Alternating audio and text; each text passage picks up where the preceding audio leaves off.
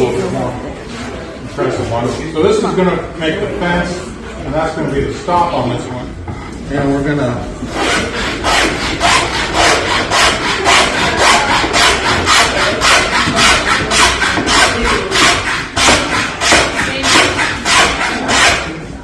I didn't do a very good job on this one. I was just kind of demonstrating, but if I'd done a better job, it's not set up right. It's cutting into there too.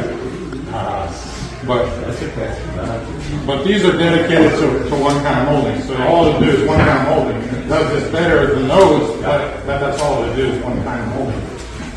So if you take one, I think this one's actually a chair rail. I thought it was a crown molding, but it's a chair rail. But you actually hold them at an angle.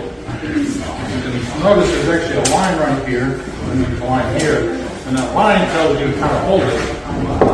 So you want that line to be parallel with this. This then creates your fence, and then that there will then be the side. Thank you very much, sir. We enjoyed it. Brian, that little tool hanging down, it looks like a red shine. Thank you.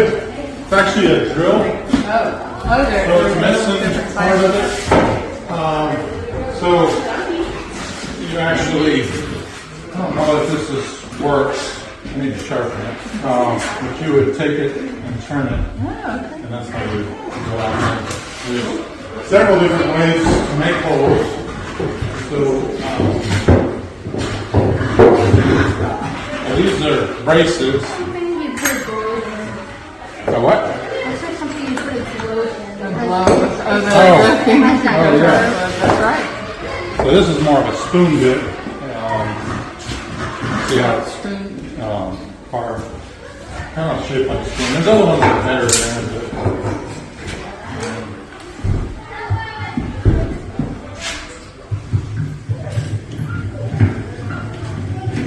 Dad has a power drill. That's a different kind of power drill. So this is a quarter drill. No quarter. So this one, you can actually do a little bit better work with it than some of the more common ones. Because of the way, they don't really make spoon bits that I'm aware of like this for your modern ones. But because of the way it's designed, you can actually turn it while you're cutting and change your angles and stuff like that while you're cutting. And a lot of times there's screws and stuff on the bottom of it. These are ones you just turn by hand.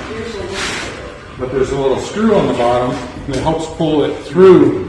So it just kind of pulls the cutter through. And you can actually kind of, if you learn how many turns to make, they'll be consistent as to how deep they go. So you can be a little more consistent with it. Just knowing you need to go 10 turns or 20 turns or whatever. So these are a couple different types of braces that they would use. Well, your work is beautiful too. I love it. Thank you.